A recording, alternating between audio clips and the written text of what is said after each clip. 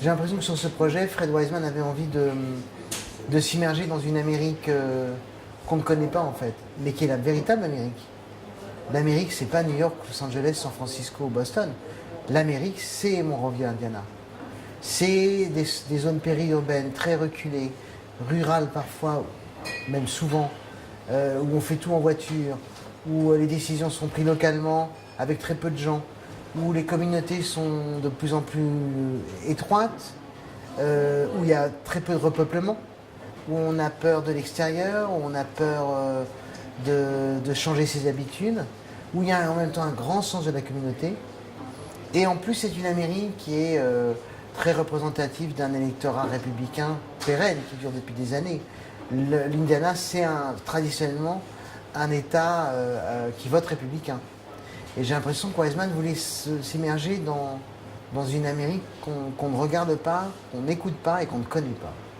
Quand on pense au documentaire, on a une interprétation parfois fausse de ce que peut être l'écriture documentaire. On associe le documentaire à une espèce de volonté d'attraper le réel, de s'y coller sans vraiment avoir un point de vue, ou pire encore sans avoir un point de vue formel sur ce qu'on regarde. Et Fred Wiseman, c'est le contraire de tout ça. Fred Wiseman n'est pas un idéologue. C'est quelqu'un qui a besoin d'un temps très long d'observation des choses pour après les décanter et les organiser. Donc il tourne longtemps, il monte très longtemps et il cherche vraiment une vérité métaphysique et philosophique à ce qu'il regarde. Ce n'est pas le réel qui l'intéresse, c'est la vérité. Ce sont des choses très différentes. Donc il ne part jamais à la rencontre de quelque chose avec des idées reçues ou un point de vue idéologique établi. Il veut d'abord regarder. Et donc c'est quelqu'un qui observe et qui nous laisse juge et qui de temps en temps fait preuve d'ironie ou de distance ou d'humour, mais jamais vraiment de cruauté.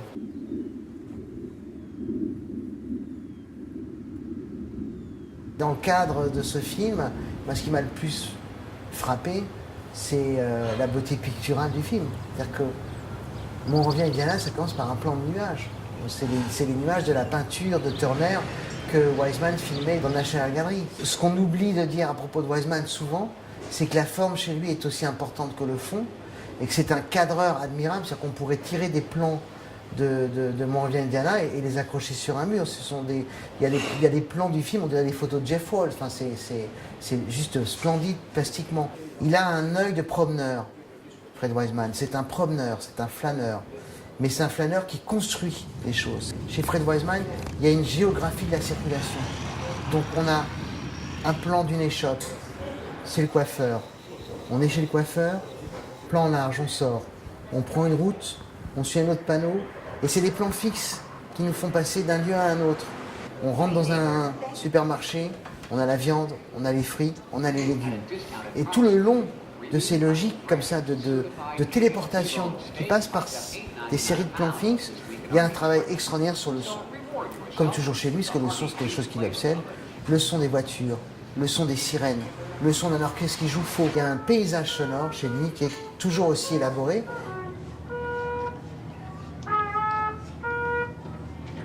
Dans ce film, comme dans beaucoup d'autres, Fred Wiseman, il filme beaucoup de choses avec une méthodologie qui est la sienne. C'est-à-dire qu'il filme les groupes, il filme les lieux, et il filme aussi tout ce qui est machinique. Quand je dis machinique, c'est pas simplement les machines et les tracteurs, c'est vraiment les gestes qu'il aime filmer.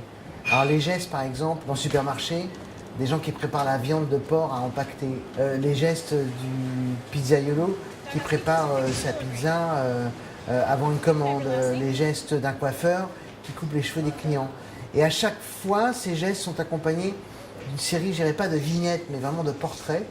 Il y a souvent, dans le montage chez Wiseman, un humour dans l'association entre les choses. Donc, les visages se répondent, les gestes se répondent.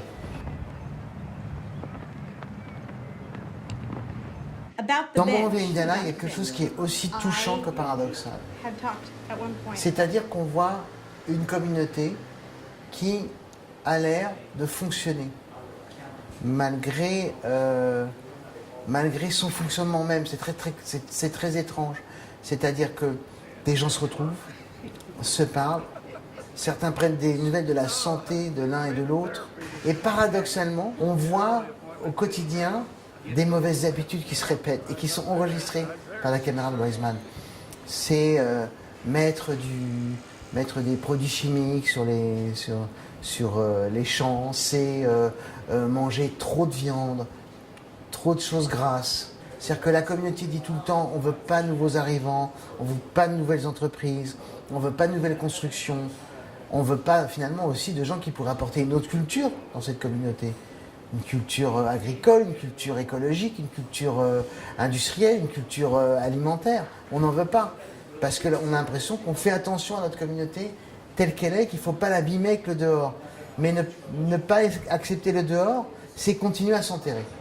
Et c'est pour ça qu'il y a toujours ces plans de ciel. C'est que le ciel, c'est peut-être Dieu, mais c'est aussi la nature qui regarde les hommes et qui dit, mais est-ce que vous réalisez ce que vous êtes en train de faire? Aux cochons, aux vaches, aux champs, aux arbres. Est-ce que vous prenez conscience de ce que vous êtes en train de vous faire?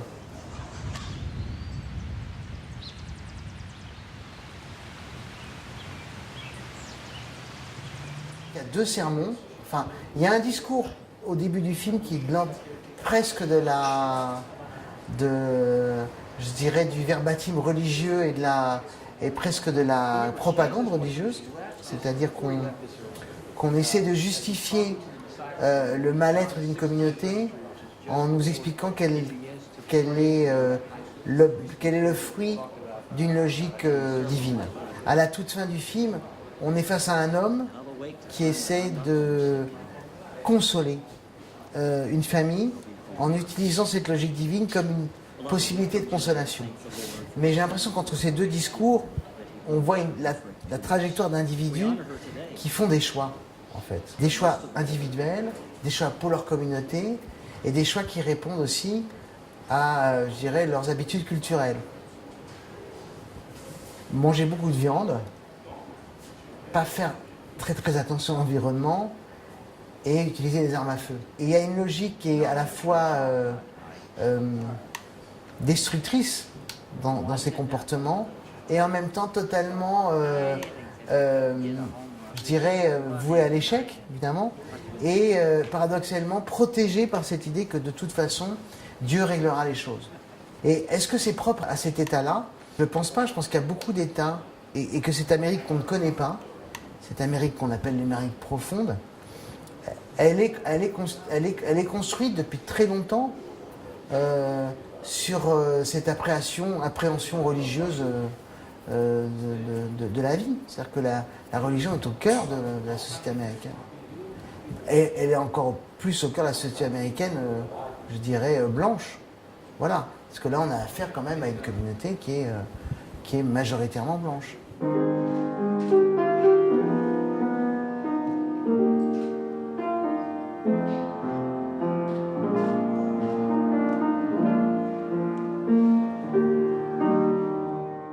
L'Amérique a élu Trump, mais je ne sais pas si c'est l'Amérique de Trump que le film observe. Je pense que c'est une Amérique qu'on a nous-mêmes vue, même dans les films de John Ford des années 40. C'est une Amérique qui est pérenne et qui fonctionne sur des codes qui sont les siens depuis très très longtemps. Et où effectivement, à l'intérieur de cette communauté, il y a quelque chose qui surprend et qui touche parfois le spectateur même le plus rétif à cette Amérique. C'est le bon sens, c'est le sens commun. C'est la prise de parole qui dit que on a un problème d'eau potable, mais il faut aussi qu'on règle le problème des pompiers, parce que les pompiers vont avoir besoin d'eau pour éteindre des incendies s'il y a des incendies. C'est les questions de savoir si on met un banc ou 2 bancs à la bibliothèque. Ben, si on en met, et ce serait peut-être pas mal d'en mettre aussi à l'école élémentaire. Dans la logique de ce que montre Wiseman dans Mon revient Indiana, il y a une chose qui est très importante, c'est que une population, une culture, un peuple, c'est pas une hydre sans tête, quoi. C'est pas quelque chose de massif qu'on doit regarder comme une espèce de globalité. Ce qui me frappe dans le film à chaque fois que j'y pense, c'est les solitudes, c'est les individualités, c'est les inquiétudes, qu'on peut lire sur ces visages. Inquiétude d'une dame qui se fait faire couper les cheveux et qui se demande si c'est la bonne coupe. Inquiétude de personnes pour leur communauté. Inquiétude de ceux qui veulent prendre la parole, qui écoutent et qui ont peur. Et il y a quelque chose, là encore, je trouve, de très généreux et très humaniste, qui est propre à tout le cinéma de Fred Wiseman. C'est cette idée qu'à un moment donné, l'individu, la solitude, va contre le cliché ou l'idée reçue, ou cette idéologie qui fait que ces gens-là, ils sont comme ci, ces gens-là, ils sont comme ça. Que chaque visage, en fait, nous donne une clé différente à ce qu'on doit observer, regarder, interpréter. Et que du coup, on ne peut pas avoir un jugement définitif sur cette communauté. Il y a un moment qui est je trouve, très, très poignant. C'est-à-dire qu'il y a quelqu'un qui tient ce chien pour qu'on lui mette un tuyau dans la bouche pour l'endormir. Puis on voit cette espèce d'animal qui d'un seul coup s'écroule et devient complètement inoffensif et à la merci de la chirurgie, quoi. Et il y a une métaphore, parce que le bulldog, c'est un chien méchant quand même. Il y a l'idée qu'à un moment donné, on peut pas endormir les gens, mais juste les rendre un peu inoffensifs et puis s'occuper d'eux, quoi. Mais ce qu'on fait à ce chien, on peut pas le faire à l'Amérique.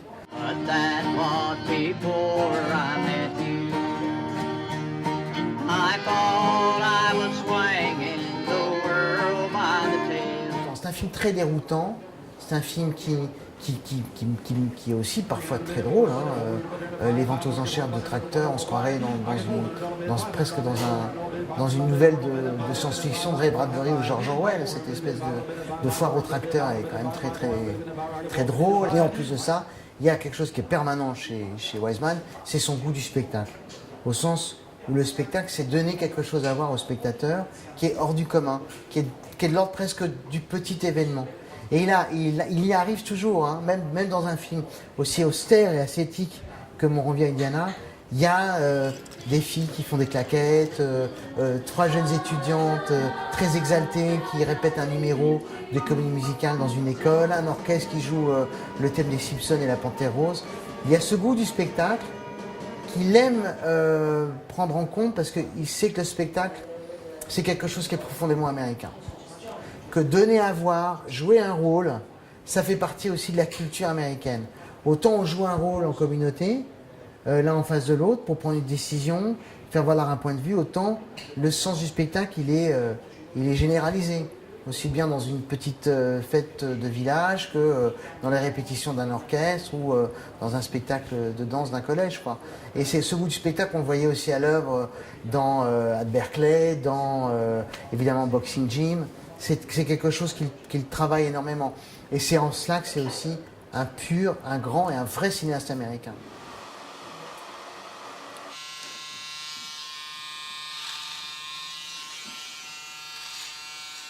Je mettrai The Americans de Robert Frank ou un livre de photos de Diane Arbus, c'est-à-dire que le travail de Wiseman, je pense, s'inscrit dans le prolongement d'un travail photographique américain qui existe depuis, disons, Dorothea Lange et qui a consisté à documenter visuellement les traces de l'évolution de la société américaine.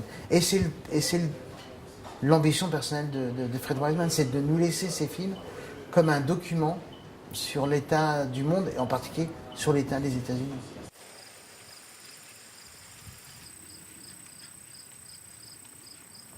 La salle de cinéma, c'est un endroit où je vais 3 fois par semaine minimum, quelquefois plus, mais en tout cas au moins 3 fois par semaine, où je vais seul ou avec des amis, où je me plonge dans un autre environnement que le mien, et où j'essaie de me voler du temps à moi-même pour éprouver une expérience, pas pour passer du temps.